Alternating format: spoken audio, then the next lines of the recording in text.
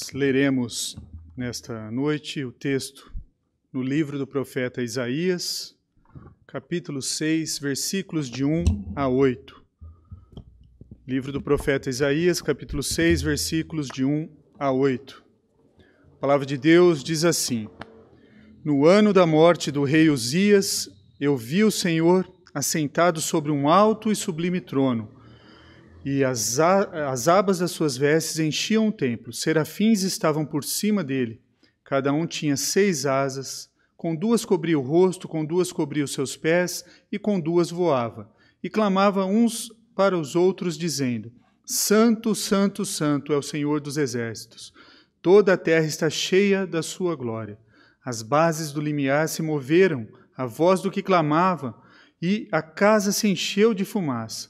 Então disse eu: Ai de mim, estou perdido, porque sou homem de lábios impuros, habito no meio de um povo de impuros lábios. E os meus olhos viram o Rei, o Senhor dos exércitos. Então um dos serafins voou para mim, trazendo na mão uma brasa viva, que tirara do altar com uma tenaz. Com a brasa tocou a minha boca e disse: Eis que ela tocou os teus lábios, a tua iniquidade foi tirada, e perdoado o teu pecado. Depois disso, ouvi a voz do Senhor que dizia: A quem enviarei? E quem há de ir por nós? Disse eu: Eis-me aqui, envia-me a mim. Vamos ter mais uma breve oração. Santo Deus e eterno Pai, tua palavra foi lida, Senhor, e eu não posso falar sem que teu Santo Espírito, ó Pai, venha, ó Pai, ajudar o teu servo e abrir os corações, ó Pai, daqueles que estão nos ouvindo nesse instante, Senhor. Sê conosco nesse momento, ó Pai. Em nome de Cristo Jesus. Amém. Queridos, nessa noite, essa mensagem eu decidi depois que eu ouvi uma devocional de um professor e despertei para essa mensagem. E nós vamos falar nessa noite sobre enfrentando a crise, né? Que nós temos que enfrentar a crise. Diante da crise, temos que enfrentar tomando atitudes, com atitudes. E nós temos que tomar algumas atitudes. Estamos há 4 meses passando por essa pandemia, com desinformações, e muitas vezes ficamos o quê? Ansiosos. Nós ficamos não sabendo o que devemos fazer. Muitos têm enfraquecido na fé, muitos não têm buscado a Deus individualmente.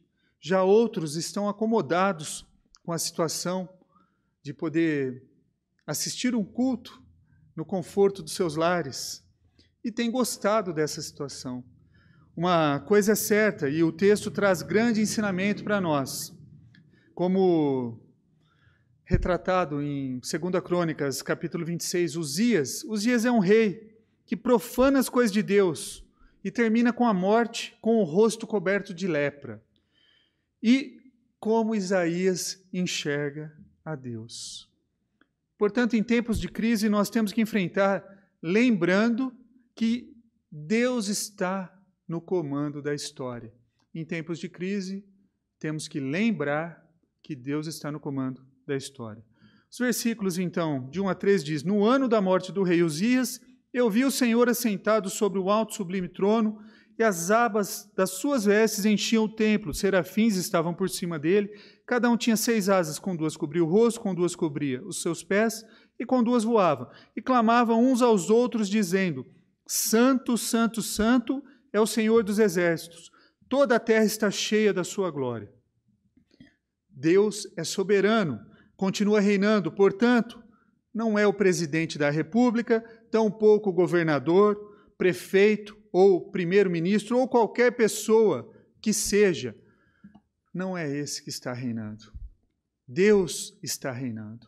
O profeta Isaías ouve os anjos falando sobre a santidade de Deus. Quando nós encontramos a repetição, nós estamos dando ênfase. O autor queria dar ênfase. Santo, Santo, Santo. Um Deus santíssimo que não permite o pecado. Um Deus sem pecado. Portanto, nós precisamos ser como Deus disse na primeira carta de Pedro, capítulo 1, versículo 16. Sede santos, porque eu sou santo. É um Deus santo, santo, santo. Nós precisamos odiar o pecado e ser santos. Nós somos agentes livres, fazemos escolhas, sendo elas boas ou más, mas Deus não permite que seus planos sejam frustrados. Não é muito fácil de entender a soberania de Deus. Nós não somos robôs, nós podemos escolher aonde nós estamos, o que nós vamos fazer, mas nada do que nós fazemos, mesmo através das nossas escolhas, foge à soberania de Deus. Deus sabe tudo. Nada foge do controle dele. Nós precisamos, então, entender, aceitar esse dilema, mas nós não podemos negar o que a Bíblia nos ensina. E a Bíblia nos ensina que Deus é um Deus soberano. Quando voltarmos a nos congregar e voltarmos a nossa vida ao normal, nós precisamos o quê? Ter reverência. Reverência a Deus Santo. Nós precisamos ter respeito, temor. O ajuntamento solene do culto precisa ser feito com todo cuidado. Cuidado, porque nós estamos adorando um Deus. Nós não estamos adorando homem. Nós estamos adorando Deus, Criador de todas as coisas, o Deus que é soberano sobre todas as coisas. O homem sozinho, por causa do pecado, ele é incapaz de chegar a Deus. Mas Deus, vendo essa incapacidade, ele providenciou, enviou Jesus Cristo para nos curar. Ele veio a nós, abriu mão da sua glória, para que nós pudéssemos ser o quê? Sãos novamente. Não somos nós melhores do que ninguém. Deus requer de nós o quê? Uma atitude humilde na adoração. Seja santo, pois esse Deus santo é aquele que enviou o seu Filho para nos ajudar e nos salvar. E durante a pandemia para nos sustentar. Deus tem nos sustentado e esse Deus merece o nosso respeito, a nossa reverência, principalmente nos momentos de culto. Em tempos de crise, então, nós temos que lembrar que, apesar da corrupção, apesar da desonestidade intelectual da mídia, apesar das desinformações das redes sociais, da internet, Jesus Cristo está reinando. Vimos, então, que a primeira atitude que nós devemos tomar em tempos de crise é o quê? Lembrar que Deus reina. A segunda atitude é olhar, mas um olhar. Olhar para onde e para quem? Vejamos os versos 4 a 7. As bases do limiar se moveram, a voz do que clamava, e a casa se encheu de fumaça. Então disse eu, ai de mim, estou perdido, porque sou homem de lábios impuros e habito no meio de um povo de impuros lábios. E os meus olhos viram o Rei, o Senhor dos Exércitos. Então um dos serafins voou para mim, trazendo na mão uma brasa viva que tirara do altar com uma tenaz, e com a brasa tocou a minha boca e disse, eis que ela tocou os teus lábios, a tua iniquidade foi tirada e perdoado o teu pecado. Então, em tempos de crise, nós temos que olhar para dentro de nós. Ao mesmo tempo que Isaías tem a visão da santidade de Deus, ele tem uma visão de si mesmo. Não tem como ter um relacionamento com Deus, um relacionamento real com Deus, se esse encontro com Deus não levar a uma análise profunda de quem nós somos. Nós não podemos aproximar da santidade de Deus e não encontraremos aspectos na nossa vida que não precisa ser melhorado. Então, nós precisamos olhar. Muitas vezes, nós vemos os erros das outras pessoas, olhamos e apontamos o quanto elas estão erradas. E nós somos bons nisso. E o profeta, ele já tinha olhado para os outros. No capítulo 5, ele fez uma lista contra os perversos. Ai daqueles que chamam mal de bem, ai daqueles que puxam para o pecado. E a lista é grande. Ele já tinha olhado para os outros. Ele já tinha visto o pecado de todo o povo. E agora, ele olha para si. Ele olha para ele. Ele olha e diz, ai de mim, ai de mim. Ele já tinha dito, ai de você, ai de tal coisa. E agora ele olha para dentro de si e olha, ai de mim. Uma palavra de Deus nos diz, como está escrito, não há um justo sequer, pois todos pecaram e carecem da glória de Deus. Não existe um só justo sequer. A maior dureza do coração é a dureza do pecado. Deus começa a nos tratar. Deus começa a tratar os nossos pecados e o de Isaías. O de Isaías era o quê? Era aqui na língua. Deus quer tratar as nossas áreas de resistência. A experiência com Deus é uma experiência de transformação, de mudança. Ele trata o nosso coração. É uma expressão desesperadora, como o profeta diz.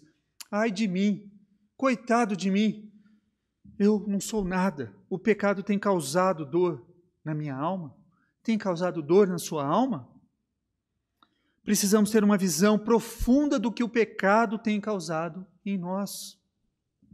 Você tem cometido pecados como nada tivesse acontecido? Isaías lamenta e Deus derrama a sua graça sobre ele. Somente quando nós tivermos um encontro com Deus é que nós vamos o quê? Reconhecer a hediondez do nosso pecado. Isaías teve uma visão de Deus, mas reconhece o seu pecado e o pecado do seu povo, e ele sabe que o povo está pecando, e isso causa dor a Isaías. Isso incomoda. O pecado ele tem que nos incomodar. Nós não podemos viver pecando como se nada tivesse acontecendo. Enquanto nós não enxergarmos os nossos pecados, continuaremos o quê? Pecando e achando o quê? Que estamos salvos.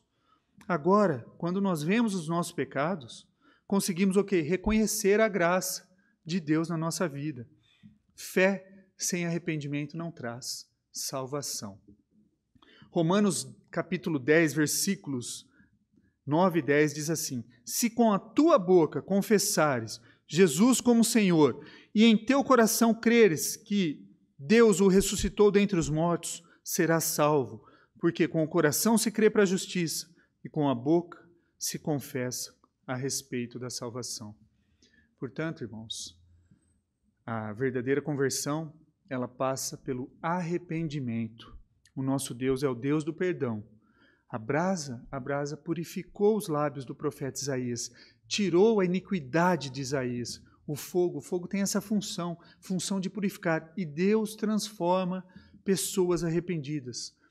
Transformou no passado e continua transformando hoje. Ele continua transformando pessoas que se arrependem. Nós vimos que em tempos de crise, nós temos que enfrentar com atitude de lembrança, pois Deus reina, e Ele é um Deus santo que requer de nós santidade e uma humilde adoração. E nós vimos também que devemos o quê? Olhar para nós, e agora nós veremos o quê? A terceira atitude é o quê? A tomada de decisão. Foi o que o profeta Isaías fez. Acompanhe o versículo 8. Depois disto, ouvi a voz do Senhor que dizia: a quem enviarei? E quem há de ir por nós? Deus, disse eu, eis-me aqui, envia-me a mim. Envia-me a mim. Muitas pessoas usam esse texto como um texto missiológico, apenas para missões, né? Quem o Senhor vai enviar? Envia-me a mim, estou pronto, né? Mas esse texto é muito mais profundo, porque ele fala de um relacionamento íntimo com Deus. A pessoa reconhecendo quem Deus é, a soberania de Deus, a pessoa reconhecendo e se arrependendo do seu pecado e a pessoa tomando uma atitude. Em tempos de crise, precisamos ouvir o que Deus está falando para saber o que fazer e tomar uma decisão.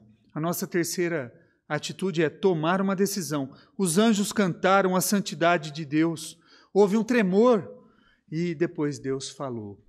E Deus só fala depois que há o quê? Restauração espiritual. A vida com Deus é mais importante que a vida para Deus. Há muitas pessoas que estão preocupadas em trabalhar na igreja, mas não estão preocupados em ter uma vida com Deus. Então preste atenção, a vida com Deus é mais importante que a vida para Deus. Há muitas pessoas distantes de Deus, querendo que Deus dê um direcionamento para a vida delas. Isso é, querendo ouvir Deus falar. Não adianta ser um ativista na igreja e não ter vida de comunhão com Deus, vida diária. Deus trabalha em nós para a nossa restauração espiritual.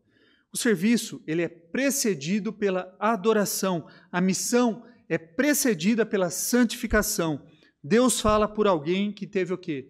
A vida restaurada. A nossa atitude de ouvir falar aqui, o próprio Deus falou a Isaías, né? O próprio Deus disse a Isaías: depois disso ouvi a voz do Senhor que dizia: a quem enviarei e quem há de ir por nós? Deus quer ouvir a nossa resposta. Depois que Deus fala conosco, nós precisamos tomar uma atitude. E por isso que nós somos livres agentes. O profeta Isaías se colocou nas mãos do Senhor. Eis-me aqui, envia-me a mim.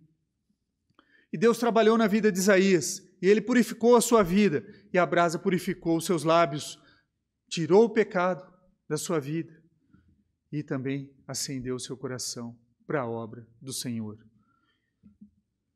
Eu pergunto para você, e como está a sua vida em relação a Deus? Como você tem se comportado? Nós estamos há 4 meses sem nos reunirmos. Como você tem se comportado diante de Deus quando você está só você no seu quarto, com a Bíblia? Como você tem se comportado diante dessa pandemia, meus irmãos? Tem tido comunhão com Deus? Em tempos difíceis, precisamos lembrar, Deus continua reinando. Precisamos olhar para nós e tomar uma decisão de responder o chamado de Deus.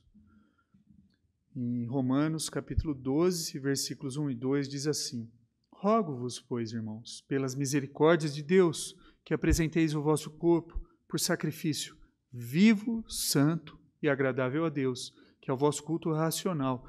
E não vos conformeis com este século, mas transformai-vos pela renovação da vossa mente, para que experimenteis qual seja a boa, agradável e perfeita vontade de Deus. Lembre-se de uma coisa: se você está sofrendo, lembre-se que Deus está no controle também do sofrimento. Olhe para dentro de você, arrependa-se dos seus pecados e, após uma restauração espiritual, tome a decisão por Jesus Cristo e passe o quê? Passe a ter uma vida com Ele. É necessário que nós vejamos a santidade de Deus, é necessário que nós olhamos para dentro de nós, nos arrependamos dos nossos pecados, e é necessário que depois que Deus restaurar as nossas vidas, nós tomemos uma decisão de servir e ter o nosso Senhor e Salvador Jesus como único e suficiente. Jesus Cristo está reinando. Jesus Cristo continua reinando. E isso deve ser motivo de alegria.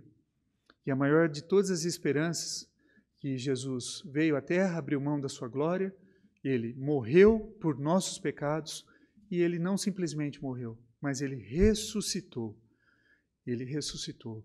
Então, isso traz esperança, porque na ressurreição de Cristo nós temos a esperança que um dia nós ressurgiremos também. E isso deve ser espalhado. Essa notícia deve ser consolo para aqueles que perderam parentes, para aqueles que estão sofrendo. E se você está sofrendo, lembre-se disso. E que Deus nos abençoe. Que Deus nos abençoe nesse tempo tão difícil que nós estamos vivendo.